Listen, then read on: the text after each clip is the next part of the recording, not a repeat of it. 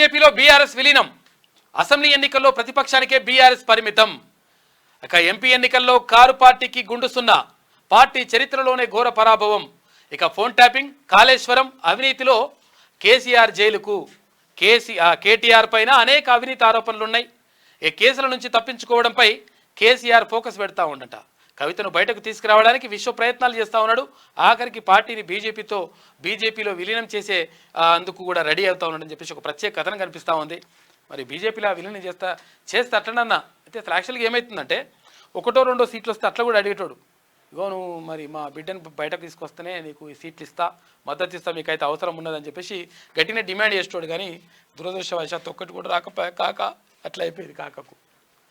దాంతో ఏం చేయాలో అర్థమవుతలేదంట. కాబట్టి మరి పార్టీని విలీనం చేస్తారా అని చెప్పేసి ఒక చర్చ జరుగుతూ ఉంది. మరి ఎంతవరకు కరెక్టో కానీ చూడాలి. మేము తెలంగాణకే పరిమితం కాము, మా పాలనను దేశం కోరుకుంటుందన్న కేసీఆర్ టీఆర్ఎస్ను కాస్త బీఆర్ఎస్గా మార్చి దేశ రాజకీయాల్లో చక్రం తిప్పుతానని ప్రగల్భాలు పలికారు. ఆయన పాలనకు చేతలకు పొంతన లేకపోవడం, నియంత విధానాలు నచ్చని తెలంగాణ జనాలు అసెంబ్లీ ఎన్నికల్లో ప్రతిపక్షానికి పరిమితం చేసి ఎంపీ ఎన్నికల్లో గుండు సున్నా ఇచ్చారు.